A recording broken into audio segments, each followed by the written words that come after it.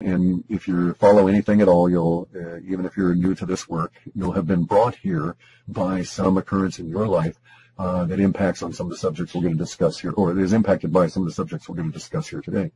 And those subjects include basically the economic underpinnings of life as we know it, eroding away visibly in front of you over these next few months and then into the rest of this year.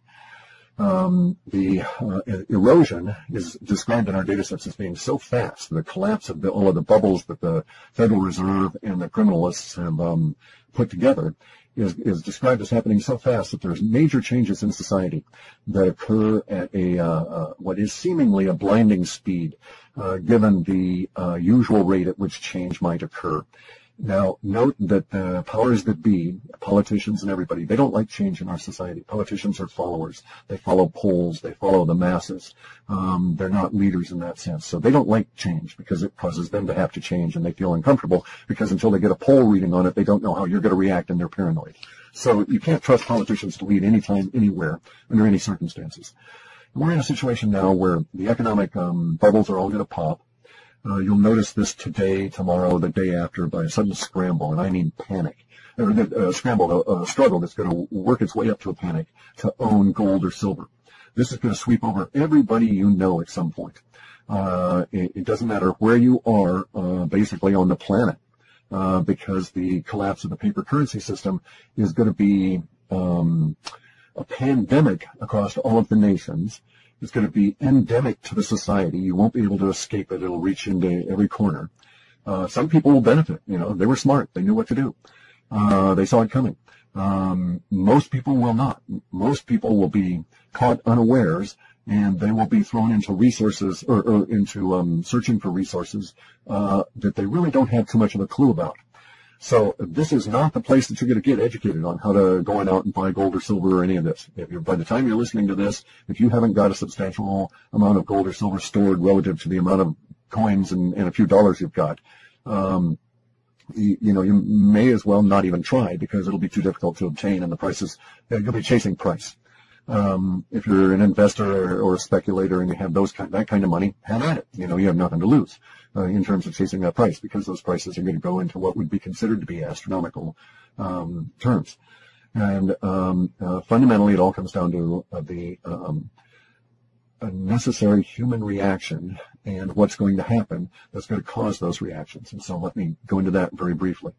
The powers that be that are behind the debt-based, paper-based monetary system have set up circumstances that is going to cause their minions, such as the Federal Reserve, Congress, all these people they control, to react in certain ways. The conditions exist. They've existed for a number of years, and they've been building and building until they finally got to that. I think it's Peter Schiff that uses the example. Maybe I'm incorrect, of the last snowflake, but nonetheless, the last snowflake has hit the huge mass hanging on Mount Rainier, and it started an avalanche that's going to turn into a lahar. For those of you who don't live in volcano country, lahar is a water-fueled scouring mud flow that eats out old streams and creek beds, mixes up all that glacial fill rock and sand and gravel and stuff, and comes down like cement. It moves really fast. I mean, this stuff can, it moves at 32 feet per second because basically it's slimy cement-like sludge that's falling down the side of a mountain. And when it hits, it's like wet cement, a whole tsunami of it. So it's really dangerous stuff. So we have a lahar coming to North America. Now, the lahar is going to affect all of us more than the rest of the planet because we're stuck behind the dollar. We're stuck behind the powers that be and the structure that they built for the dollar that's going to cause their minions to have this specific kind of reaction. That reaction will lead to hyperinflation. And by hyperinflation, I'm specifically referring to a situation that will cause goods that you may need, dish soap, that kind of thing, to be very, very difficult to obtain, and the prices will be hard to take. I mean, the prices in dollar terms are going to be very difficult to deal with. And this is also going to involve, because of the way that this crash is going to occur, and this is really the reason why I'm doing this video at the moment, is that there is a very considerable chance, I don't want to use that word, there is a huge potential in the energy sense, in the electrical sense. We've got a very large potential that the just-in-time delivery system will come to a grinding halt all across North America. If that should occur, and I'm going to actually start saying when that occurs, the conditions that you'll face will be that the stores will empty and they will not be refilled. And you'll go back to that store 2 days after you went and bought milk, and there won't be any milk. You'll go back and they'll say, well, we'll get some in a few days. And the fact of the matter is that they won't. And then perhaps even 2 or 3 or 4 or 5 days after that, the employees won't even show up. We don't know how it's going to actually mature at the individual level, and it's going to really depend where you are and how much of the material that you use in your life is locally sourced. Because we've gotten a situation where everything that travels over the roads to get to the stores that you consume is basically riding there, floating there on a sea of paper debt credit. The guy, when he fuels up his truck to drive the goods from the supplier, secondary supplier over to Walmart, he fuels his truck up on a credit card that runs on credit. He doesn't actually carry cash to make the purchases that get him from one part of the country to the other with that load of goods to go into the Walmart. He personally uses credit card more often than not, purchases everything that way, and he's with the vast majority of people in the country. And it's not necessarily, there are going to be instances when these cards, the plastic, will not work. But that's not necessarily what we're talking about now in terms of the dysfunction that's going to occur. Because the dysfunction that's going to occur is the lack of credit that allows people to purchase things ahead of time and bank on being able to pay that creditor when the goods are sold. So that whole credit system is going to break down. And then there's the issues of the huge amount of capacity to move goods, but no demand. So it's got us into a situation where even the basics will now be threatened. And that's something that we all need to be aware of. I'm not saying that you should panic. I'm not saying to run on out and try and stock up on canned goods. I don't know that that's the solution. It's going to depend on where you're at as to how bad it might get for you at an individual level. You're going to have to analyze your individual circumstances for your financial capability to deal with a sudden rise in prices and unavailability of items. And then make some adjustments in terms of where you think you'll be 6 months out and a year out. And you'll know I'm correct if you're looking at this either ahead of time or later on, because you'll see that we're going to run into a situation of panic to purchase gold and silver and ultimately Bitcoin.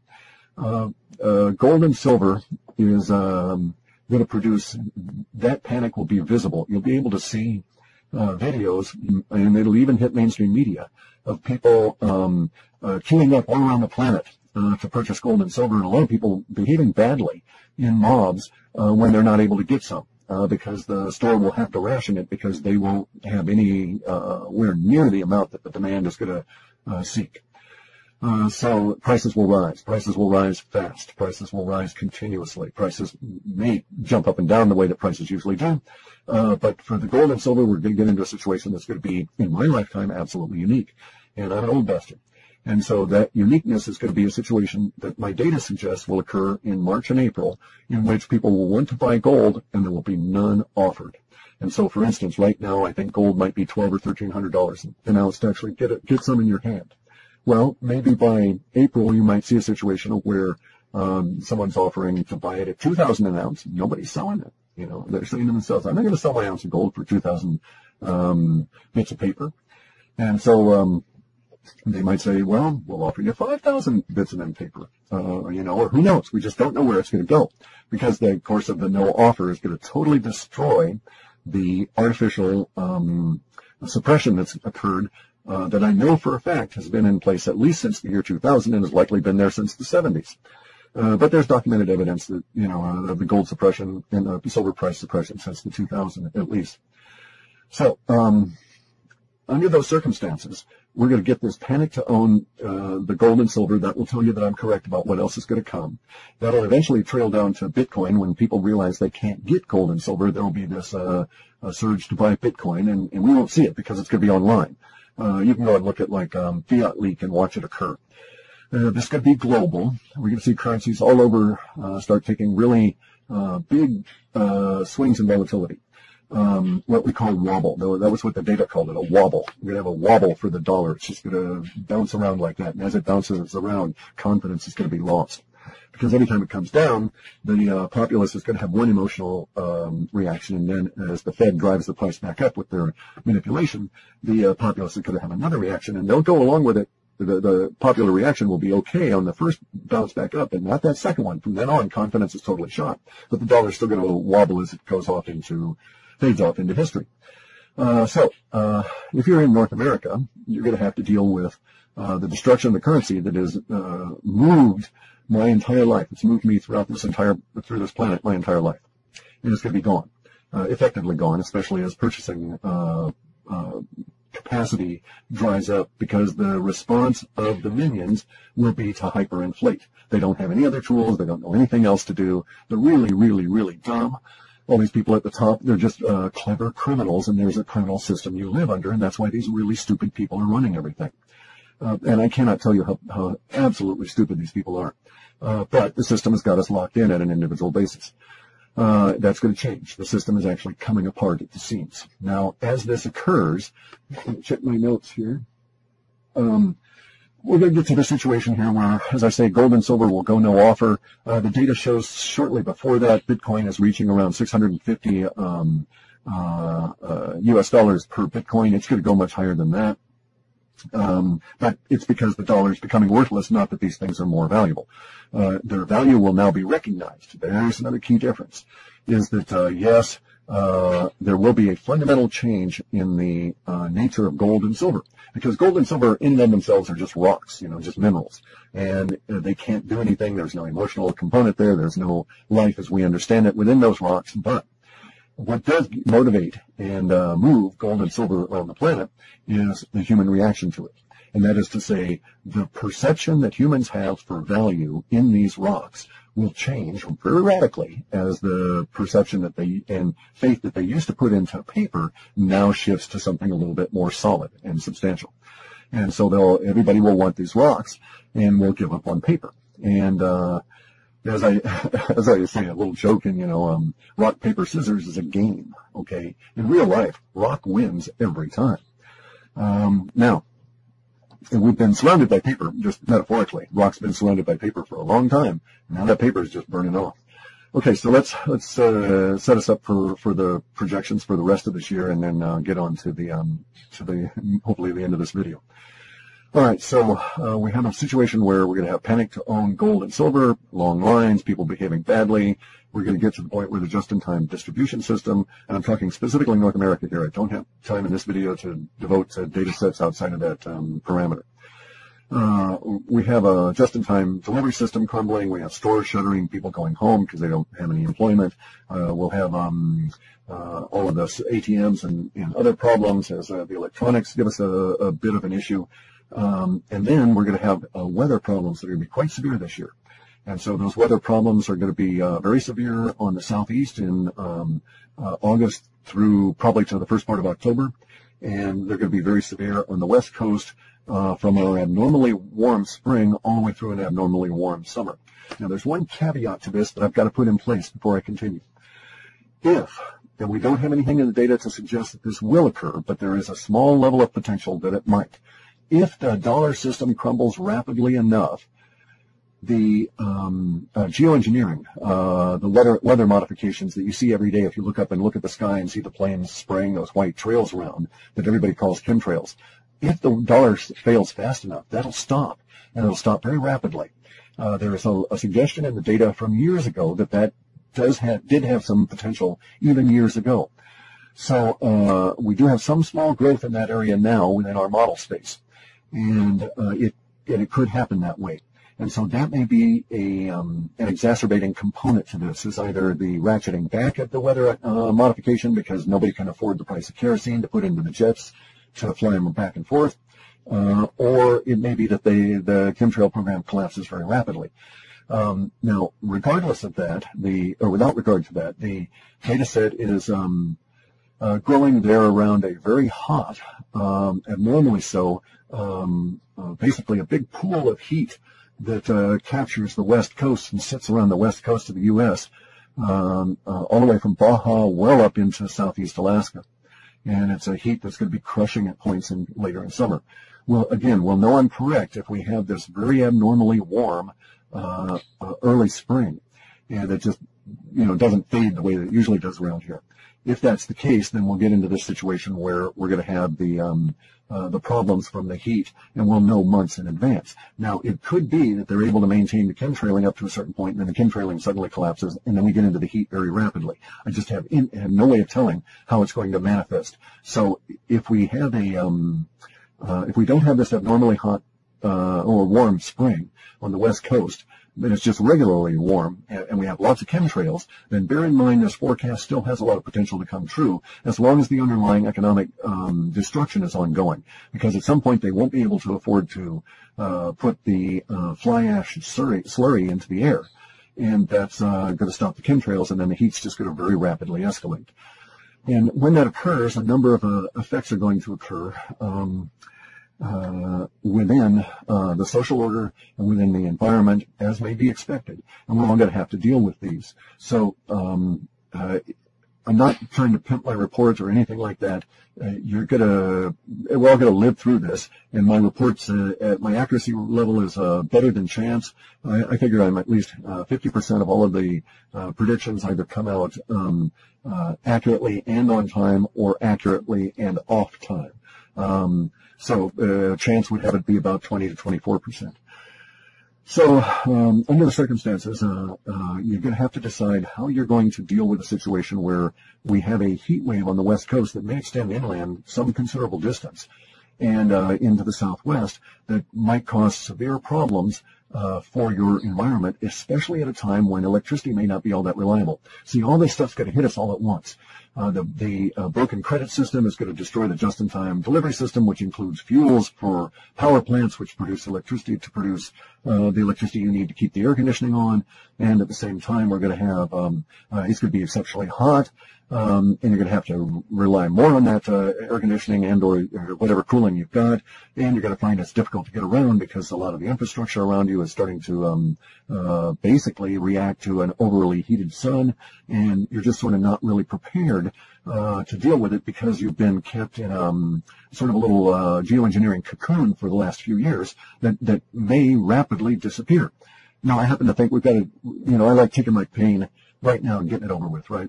I don't want to delay pain. If there's pain, I want to eat it, as the Taoists say. Eat your pain now, and get that karma out of you, and get past it. So I want the geoengineering to go away, but I need to advise everybody that I'm very realistic about what's going to happen when that does. It's not going to be very pleasant, and we have to adapt. And so there's going to be a lot of adaptation going on. And this is the other component of this. The good part of the reports that we've had here for the past few years have been saying that basically we're in a renaissance period, long delayed, that's been held in abeyance by the manipulation of the economic system. If the economic system had collapsed in '87, we would be into just such a kick-ass renaissance now. It would not matter that the environment is radically changing, because we would have already started adapting in the early 90s, that kind of a deal. But we've been held in this artificial cocoon of control that has been trying to preserve their control, and in the cost to all of us was that hasn't been an acknowledgement of the real changes in which we're actually living. Change happens, people. We got to get there. Got to understand this. So we're now in a situation where the confluence of events is going to bring all of this and put it on our plate here, and I think we're going to get all this hitting us around July, just as hyperinflation really kicks off. And by hyperinflation, I mean very stupid, dumb people that run things in the criminal system that has got us all locked into control will respond to the economic crisis as expected, and will print vast quantities of digital dollars until they just can't print anymore, until it just doesn't make any more sense and no one's listening to them. And so we might see, numbers being invented, quadrillions or something, for new kinds of numbers, because we're printing them out so fast that we make Zimbabwe look like pikers, look like they had no vision on how to hyperinflate. We got some really stupid people running things. Now, the good part of all of this is that as the paper debt collapses, we're going to get back to what's known as sound money, which is these rocks I'm talking about, gold and silver, and the new electronic rock that is Bitcoin. When we do this, you'll find that the social order changes around you. And it is because there's a new ethos, because you can't fuck people over in gold and silver deals and live to walk around, right? I mean, it's like you got to get real with things. The people with the paper money system have done everything they can to put layers and layers and layers and layers of minions between themselves and any justice at all. That goes away with the paper debt system. All of the politicians you know go away with the end of the paper debt system. Who gives a rat's ass about that old fart Hillary or hair boy Trump when there's no dollars behind them? You know, when Trump's casinos are empty, or not empty, where they just have thousands of squatters living in them, and because the economic system has collapsed and those people's homes were washed away in the storms, they saw the casino and they said, hey, I'm going to go live there. You know, up yours, Trump. And by then, no one gives a rat's ass about Trump anyway. You know, that's the kind of world we're going to be getting into. It may actually come to the point where the, quote, federal government does not have the money to front an election. It will come to the point, and we'll start seeing that within our data shows us anyway, it will come to the point by August that we'll recognize that the moral bankruptcy as well as the physical or actual economic bankruptcy of the two major parties. So hooray, the political oligarchy and dictatorship that we've lived under, it's gone. It's dying in 2016. I don't vote. It's a mud's game. They've got everything rigged. And you know it's rigged because they're going to present you two people and they're going to say that this is the best that America has to offer. You know, Hillary Clinton, the whore for the elite, or Donald Trump, the other whore for the elite. You know, that's the best that America has to offer. No. I got better people here in Olympia than either of those two. So, sorry, didn't mean to get into that. Anyway, so here's where it's at, guys. It's going to be really harsh for us this year, and something you have to pay attention to now, if you've got any inclination at all, is gardening when it counts. I think there's even a book by that name, like Gardening When You Have to Depend on It, or Gardening When It Counts. And that's where we're at now. That's why I'm bringing this up, because food's going to be an issue. It's not going to be a question of, you know, how much you're going to pay for that tomato. It's going to be a question of, do you have that tomato out of season? Probably not. Not if you're not figuring a way of growing it next year. You know, so that's the route it's going to go. You're going to learn a whole lot about food because it's going to be a very key issue as we go forward. We live in a hugely resource-rich environment that's been kept from us by the paper debt system. And we now have to learn to explore that hugely rich environment around us in really creative ways because the paper debt system is coming down. Without that, you've got to figure ways to make yourself an asset to the universe, because otherwise you're a liability to everybody. And in a harsh world like that, liabilities go quick. And you don't want to be in that group that goes quick. So, hang on a second. Brain's moving here. So you need to figure ways to be self-reliant, to take responsibility, to take personal responsibility for your interaction with others, to recognize that you're going into what we can now call a sound money situation, where you'll get paid for as you produce in the universe. You know, if you offer value, you will find that universe rewards you. Unlike the paper debt system, where if you don't offer value, universe, and you're a criminal, universe has rewarded you. Well, that system's gone. You know, universe is tired of that. We've learned what we could from it. Now it's time to get rid of it. In any event, so gardening when it counts, get to it, get creative. It doesn't matter to me if you live in the middle of a highly urbanized environment, as long as you've got electricity. And you can figure actually that some things in some areas, electricity will just keep going. Other areas not. It's just going to be, you know, depending on the luck and where you live and how many people are in there and how scared the government is of electricity riots and this kind of thing, right? And so you may not get an electrical bill. It may get to the point where who is it, like Con Ed? I don't know if that still exists in the Northeast, but you may not get a bill from your electric utility for years once this stuff starts happening. And they may still keep the power on simply because the government is too afraid, those people in power are too afraid to turn it off or to allow the natural course of events to have that power company shut down.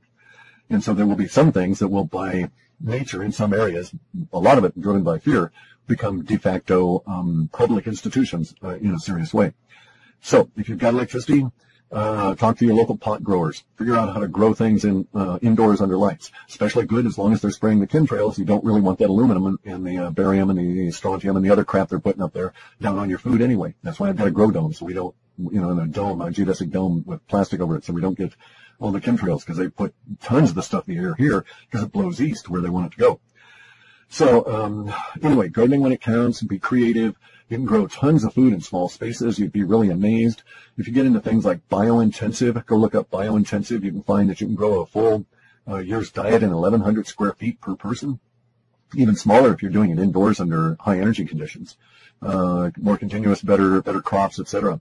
If you need hints, go to places like Permies, Permies. I think they're .org, Permies.org. It's permaculture. People there have been doing this stuff for years. They can guide you. It doesn't have to cost money. You can find most of the materials. We're in a resource-rich environment. Even in an urban area, you can find areas where you've got sunlight and all the conditions that you can then, or most of the conditions that would then allow you to do something, drape plastic over a balcony and you've got an instant greenhouse, that sort of thing. So it's going to come to that. Look to what happened to Cuba as your model, because that's going to be basically what's going to be happening to all of North America over these next few years. We're into the periods of struggle. It started this year, January 1. It started just if you paid attention to the stock market, it started there with very ominous sign, portents of the future, all of that. And so we're into the years of struggle. It's a decade. We'll be doing this for the next 10 years. The first 4 years are going to be really rough. That's when most of the people that are going to die from this will perish, is in those first 4 years. So if you make it through these next 4 years, the odds, so to speak, are increasingly in your favor. There are going to be a lot of people that are flourishing, that are going to flourish in this period of time because it's their nature. You may want to, latch on into their sphere of influence, because there's creative individuals out here that are going to respond in a very positive way and create whole new social movements and means, and in some cases, economic empires, because they'll know how to do things and will respond appropriately, and the universe will reward the fact that these guys have done that. It's going to be very difficult for everybody. Let me see the last on notes. Okay, so gardening when it counts. Weather's going to be a problem. Be prepared to do all of your gardening stuff indoors. It doesn't matter if you're east, west, north, or south. There will be some kind of a condition that will impact you in a negative fashion that indoor gardening may make more sense. In some areas, power, when it goes, it won't be coming back. It's just going to be, at least not in any meaningful fashion. So just be advised of that. There are going to be areas that, according to our data, that lose power regionally, and then it's a struggle for years for them to get up to the point where they have reliable power again. I don't have any sure guidelines on where that might be, and I don't offer any suggestions to anybody on where they should go live, because that's personal karma. As I say, I could tell you, oh yeah, go live in Denver, Colorado, and you get there, and the second day you're hit by a truck and killed. It's entirely personal karma. So, don't ask me where universe wants you to live. Ask universe. And then if you're dependent on medicines, be advised that you should look into that. See if there are substitutes, see if you can stockpile. There will be shortages in some medicines for some period of time. Over the next 10 years, it's going to be a little bit spotty. Now, on the other side of that, there's good news in the data sets that say that the Renaissance is going to hit North America. We're going to really blossom. That once we get rid of this paper debt monster, the zombie octopus banks that are vampire squid things sucking our blood and life. Mixed metaphors all the hell on there. Once they're gone, the Renaissance really blooms here, and we come out stronger, in some ways much more cohesive, and in the end, North America, or not in the end, but over the next 10 years, will come to dominate and offer to the planet some things that don't exist now. A plethora of North American-based bioreactive agents in the forms of new medicines that will be developed here that basically couldn't have evolved, couldn't be built anywhere else, simply because of the plants and mineral structures that have evolved here. That's going to happen. Also, data showing that we're going to get into new kinds of businesses that may include, George Jetson kind of cars, anti-gravity kind of floating around vehicles, which I personally would like. That'd be really cool. Actually, dozens of things are pointed in our data sets have been in reports for years, new electrics and this kind of stuff. So we'll get right down to it in terms of my report and stuff, because I'm going to wrap this up here. I offer these reports at $15. There's enough discussion on them in the Webbot forum that if you didn't want to spend the money, you could probably go there and ask people, and they could probably tell you certain things that are going on. We have to be relatively careful about encouraging the republication of our material, because it causes circuitous loops if our spiders pick up our own material, and it causes problems within the data, and I actually have to spend probably 18-20% of my time screening all that crap out. And it's a constant